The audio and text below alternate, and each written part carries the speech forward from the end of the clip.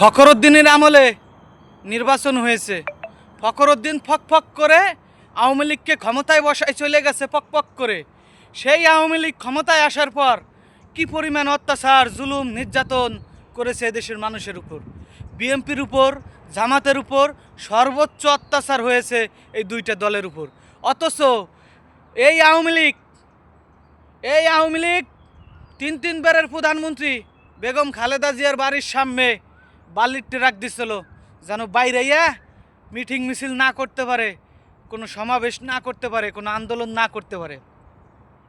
সেই বালির ট্রাক 17 বছরে সরাইতে পারেন নাই। 17 বছর রাজনীতি করে সরাইতে পারেন নাই বিএনপির মহাসচিব ফখরুল সাহেব, বিএনপির বড় নেতা সালাউদ্দিন সাহেব। তিনি সংবিধানের গবেষক, তিনি সংবিধান বানায়, তিনি সংবিধান সব বোঝে। এদেশে আর কেউ বোঝে না, এদেশে আর কোনো বুদ্ধিজীবী নাই। বাংলাদেশে এক কালো মেঘ সরে গেছে। কিছুদিন সাদা আকাশ ছিল, নতুন করে কালো মেঘ এসে ঘিরে ধরেছে। এই কালো মেঘ সহজে বাংলাদেশেতে যাবে না। তবে জনগণ যদি চায় 9 মাস, সর্বোচ্চ উপরে গেলে 1.5 বছর, সর্বোচ্চ উপরে গেলে 1.5 বছর, তার মানে 12 মাস আর হলো 6 মাস, 3 6 18 মাস। জনগণ যদি চায় কালো মেঘ সরাইতে হবে। রাজনীতিবিদদেরকে একটা কথা বলবো, আমরা যারা সাধারণ মানুষ বিএনপি পছন্দ করতাম, মন উঠে গেছে ভাই, বিএনপির উপর তো মন উঠে গেছে। যেই ছাত্ররা বালুর ট্রাক সরাইছে, যেই প্রবাসীরা রেমিটেন্স বন্ধ করে অনলাইনের মাধ্যমে কথা বলে তার পরিবারের লোককে মাঠে নামাইয়া দেশকে আজাদি দিয়েছিল 2024 সালে জুলাই আগস্টে, 5ই জুলাই আগস্টে শেখ হাসিনা যখন পলায়, কাদের জন্য পলাইতে বাধ্য হয়েছিল? যাদের চোখ চলে গেছে, মাথা চলে গেছে, আবু সাহেদ চলে গেছে, যাদের হাত নাই, যাদের পাও নাই, এরা কারা? এরা কারা? এরা হচ্ছে এদেশের আমজনতা, বিপ্লবী জনতা, ছাত্র জনতা। আহা, আমার একটা বোন কিভাবে কান্না করছে হসপিটালে। তার স্বামীরা বাইরে কাজে যাইতে গেছিল, পুলিশের গুলিতে নিহত হয়েছেন। দেখেন নাই আপনারা কেমাই কানছে? আমার সন্তান কাকে এখন আব্বু বলে ডাকবে? আমার কি এটা বিধবা হওয়ার বয়স? আমার কি এটা বিধবা হওয়ার বয়স? এই কান্না সালাউদ্দিন সাহেব বুঝবেন না? এই চোখ হারানোর বেদনা সালাউদ্দিন সাহেব বুঝবেন না? এই হাত চলে যাওয়ার বেদনা সালাউদ্দিন সাহেব বুঝবেন না? তিনি তো 17 বছর এ মাঠে ছিলেন না, তিনি তো ছিলেন ভারতে।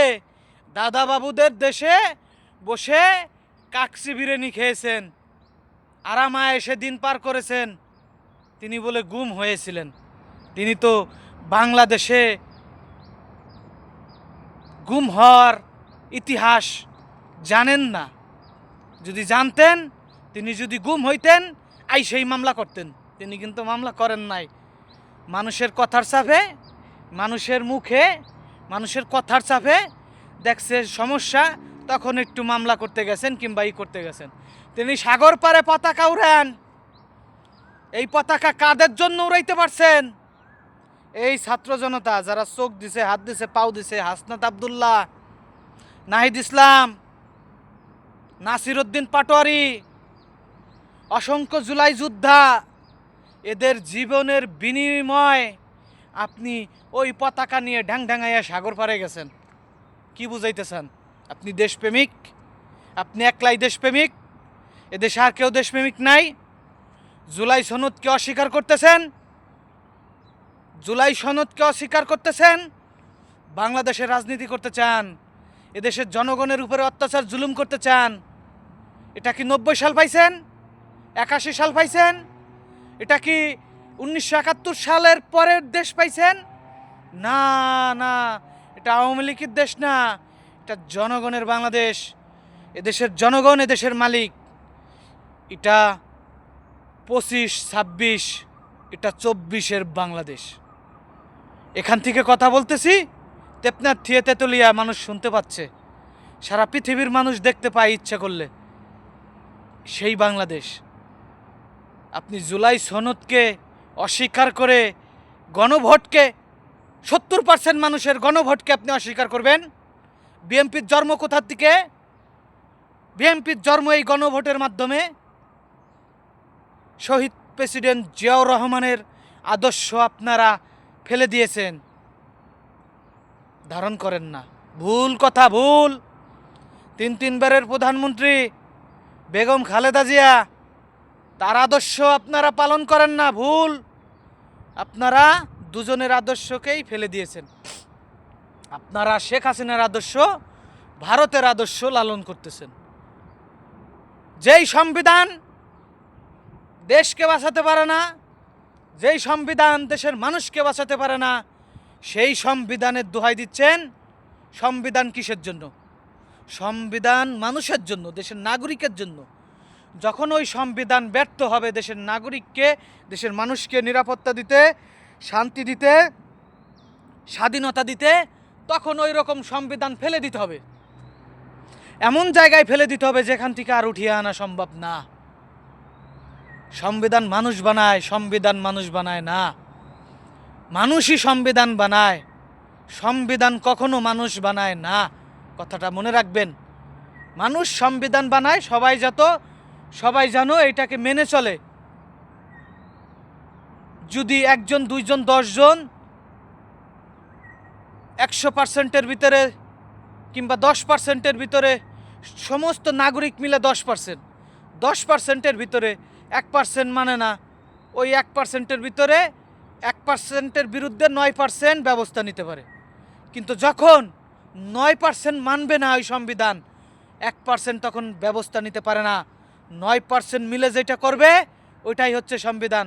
70% মানুষ গণভোট দিয়েছে এ দেশকে নতুন করে সাজানোর জন্য, নতুন করে সংবিধান বানানোর জন্য কিংবা সংস্কার করার জন্য। সেটা আপনারা মানতেছেন না। বিএনপি আসলে বিএনপির আদর্শে নাই। বিএনপি ওই আদর্শের থেকে সরে গেছে, এমন একটা আদর্শের মধ্যে এসে দাঁড়াইছে যেই আদর্শ বাংলাদেশের কোনো জনগণের জন্য না, যেই আদর্শ বাংলাদেশের কোনো মানুষের জন্য না। এই আদর্শ স্বার্থবাজ রাজনীতিবিদদের জন্য। হাজার হাজার কোটি টাকার ইনকিলাবি শুনছি। এই সরকারের মেয়াদ 9 মাস, 9 থেকে 18 মাস। 18 মাস টিকবে সরকার বাধ্য হবে ক্ষমতা ছেড়ে দিয়ে চলে যেতে। তবে আমার ধারণা জনগণ নতুন করে সিদ্ধান্ত নেবে। কারণ আপনারা জনগণ, আপনারা যদি না বাঁচেন, আপনারা যদি দেশকে না বাঁচাতে পারেন, তাহলে আপনারা বাঁচবেন কিভাবে? দেশের মানুষ নতুন করে হয়তোবা কালো মেঘ সরানোর জন্য প্রস্তুতি নেবে। ভালো থাকবেন।